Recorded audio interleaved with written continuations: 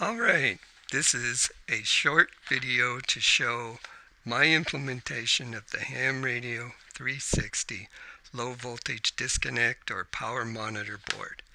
I took the basic board that George and Jeremy designed, put it together mostly the same. One of the changes I had to make is I didn't have a 2K resistor handy, so I stuck two 1K resistors in series to get my 2K. Now, that may have had a problem, which we'll talk about in a minute. And then rather than use an Arduino, I replaced the microcontroller with an ESP8266. The ESP8266 is a rather interesting device. It's a little bit more limited in space than some of the Arduinos that are out there, but it combines both a Wi-Fi module and a microcontroller in the same unit. And so what we have is a single board, and if we take a look at the board that I have, which is an Adafruit Huzzahs, the little silver cube is actually the ESP8266, and it contains both the Wi-Fi module and the microcontroller. Here is another example of an ESP8266, and we've got the Wi-Fi module and the microcontroller. We can see right here we got our Wi-Fi antenna.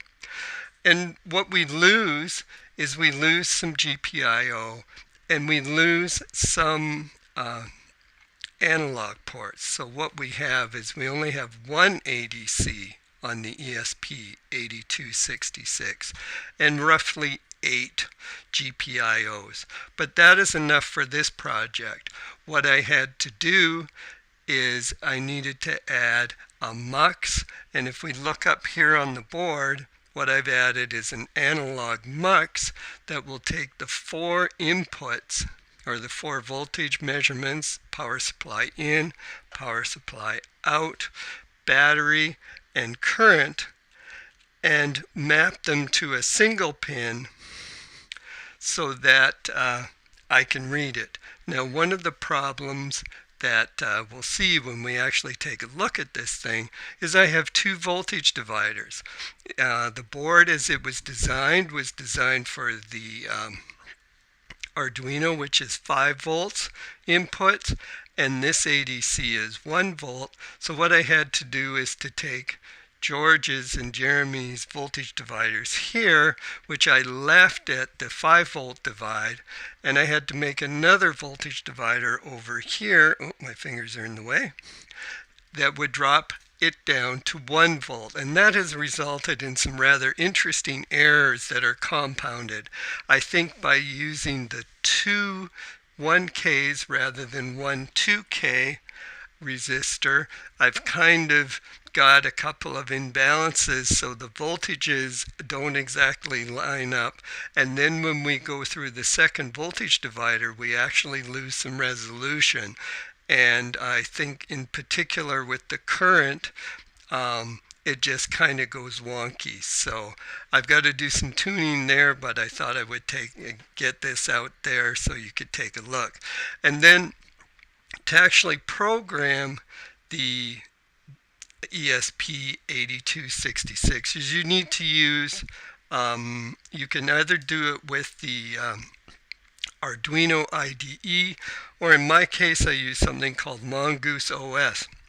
Mongoose OS provides me a full Wi-Fi stack. It provides MQTT support if you want to actually send messages to some remote database. And in actual fact, you can also support Amazon AWS or Blink. Now, when I started this project, I was going to do it with AWS, but I've just ended up into some horrible scope creep, so I kind of pulled back and punted with Blink, and we'll see how that basically goes. But the way that we have it set up now is that you can actually the board here is actually communicating with Wi-Fi, and built into the Mongoose OS, I forgot to mention, is a complete little web server. So we can actually see the everything that's in the board as it is. So right now you can see that the battery voltage is 11.2, and the power supply is running about 8 because I got this little 9-volt battery on there on purpose so that I can see the different voltages. And that my current right now is minus 0.51, and I think this is a function of the dual voltage divider getting in the way. I need to do some tuning there, but basically it works. And you can also see the status of the relay, though in my case it kind of looks a little funny. So if you push the button, it flips the relay, and it actually powers up. And you can actually see on the update, we should actually see the output voltage update here. Oh, is it going to update for me? Maybe it's not going to update. Have to take a look. Come over here. Yeah, it's updated to 10.4. And so you can see that the voltage is updated, and the current starts to go up, and it's proportional to the current draw. I've just got to get it tuned for the actual current values as I play with that voltage divider network. So then we can turn it off here, and it turns off. Whoops. There's some contact bounce that we need to work on. So that's the web-based. So then we can go back to the desk. Where is my desk? Still figuring out this. There we go. We go back to the desk, and kind of the fun little part of this is that if we use an application called Blink, it allows us to send that data to a remote server. Now, right now I'm using their cloud service, but you can easily implement a Blink server on a Raspberry Pi or some other thing if you want to be totally disconnected from the web. So, and then what that allows you to do is to actually get the graphs on a mobile device. And what we have here is we've got our current, which as you can see is reading minus 68, but that's our voltage divider problem. And then the green line is our battery, the blue line is the 9-volt battery, and the red line is the output of the unit.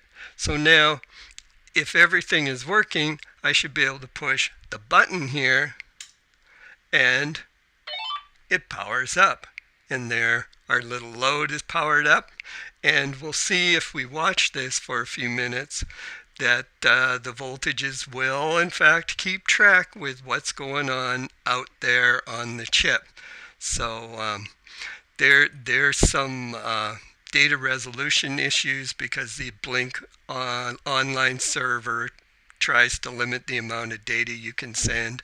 But if you're running your own, you can resolve that problem quite easily. We'll see the current start to track up over time. And if I think if I just move this around, we can see now that our red line is starting to track upwards. That's our output voltage. So as it averages out, it'll come up in line with our battery voltage. And because my batteries are old, we'll actually see the battery voltage dropping, which actually is by design so that I can see some of this stuff.